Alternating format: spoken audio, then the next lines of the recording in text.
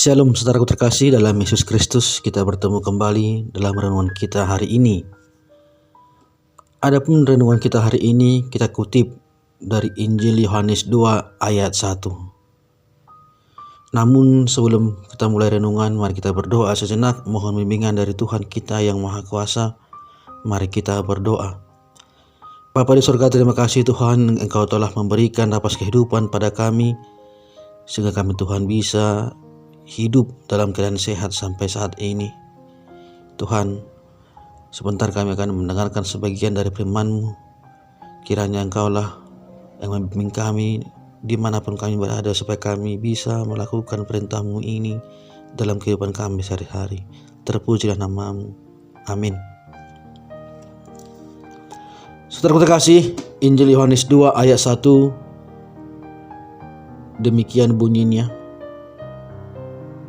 Pada hari ketiga ada perkawinan di Kana yang di Galilea, dan ibu Yesus ada di situ. Yohanes 2 ayat 1. Adapun judul renungan kita hari ini saya buat yaitu ada Yesus, ada mukjizat. Saudaraku terkasih, pada ayat bacaan di atas diceritakan bahwa di sebuah pesta pernikahan di Kana, dan Tuhan Yesus turut diundang untuk ikut merasakan sukacita sebuah pernikahan. Namun hal yang tak terduga pun terjadi ketika semua orang sedang menyantap hidangan yang ada. Mereka kekurangan anggur untuk dihidangkan. Suatu hal yang sangat memalukan apabila orang mengadakan pesta dan telah mengundang banyak orang, namun di tengah-tengah pesta mereka kekurangan minuman ataupun makanan untuk dihidangkan.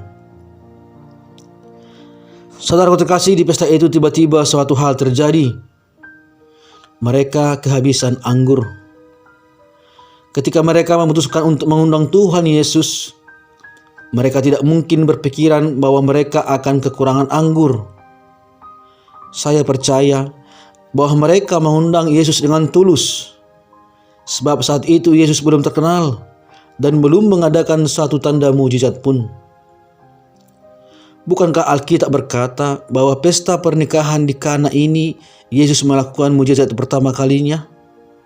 Bisa saudara baca dalam Alkitab saudara, dalam Yohanes 2 ayat 1 sampai 10, juga dalam Mazmur 65 ayat 8.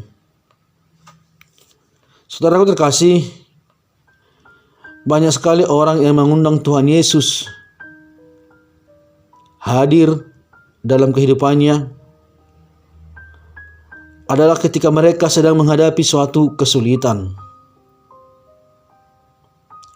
Ketika mereka menghadapi permasalahan, mereka segera mencari Tuhan Yesus. Mereka segera mengundang Tuhan Yesus, entah melalui pengadaan persekutuan doa ataupun meminta hamba-hamba Tuhan untuk mendoakannya. Namun, apakah yang terjadi saat keadaan mereka sedang baik-baik saja? Bahkan saat keadaan mereka dalam berkelimpahan, mereka sering melupakan Tuhan Yesus. Mereka lupa bahwa keadaan yang sedang mereka hadapi, yaitu keadaan yang berkelimpahan itu, adalah berkat dari Tuhan. Saudaraku terkasih, kalau kita kembali ke topik tadi, pada pernikahan di Kana, tujuan mereka sebenarnya mengundang Yesus adalah agar Tuhan Yesus pun ikut merasakan sukacita pernikahan. Tetapi dalam pesta itu terjadi kekurangan anggur, dan Tuhan Yesus mengerti akan hal itu, dan Dia segera mengadakan pertolongan. Dan pada saat itu mujizat terjadi, yaitu air diubah menjadi anggur.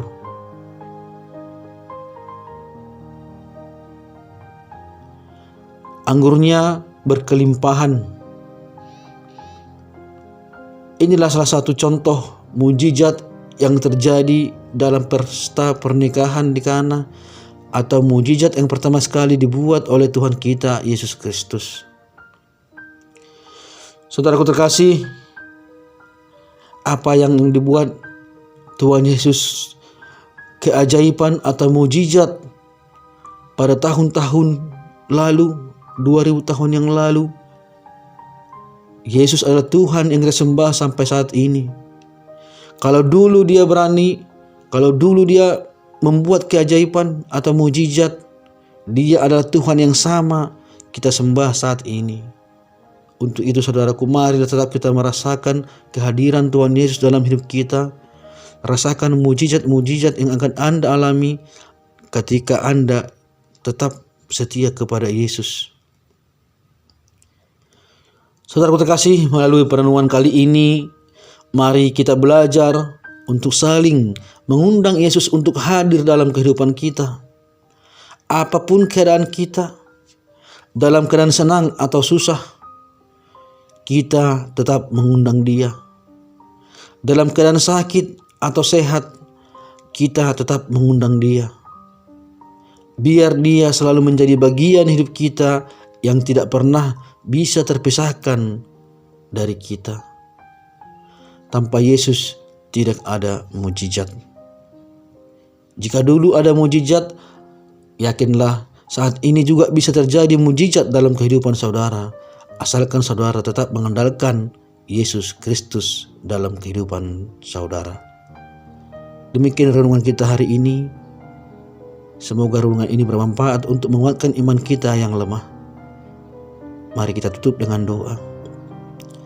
Bapa di surga, terima kasih kami telah mendengarkan sebagian dari firman-Mu yang mengatakan bahwa Yesus selalu melakukan mujizat dalam kehidupan kami ketika kami menghadapi kesulitan-kesulitan.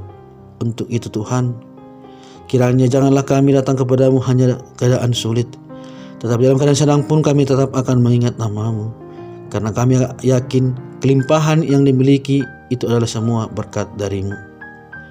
Bapa di surga, kami berdoa buat semua jemaat-Mu dimanapun mereka berada. Dimanapun mereka sekarang dalam keadaan sehat ataupun sakit. Tuhan, biarlah mujizat-Mu yang terjadi pada mereka. Sembuhkan Tuhan sakit penyakit yang mereka alami. Bisnis yang hancur, keluarga yang retak. Tuhan, pulihkanlah semua bagaimanapun kondisi saat ini yang mereka hadapi. Kami yakin Engkau adalah Tuhan Yesus yang membuat mujizat dulu dan sekarang. Hapuskanlah Tuhan dosa kami supaya tidak penghalang akan berkat yang akan Kau berikan kepada kami. Di dalam nama Anak Yesus Kristus kami berdoa dan mengucap syukur. Haleluya. Amin.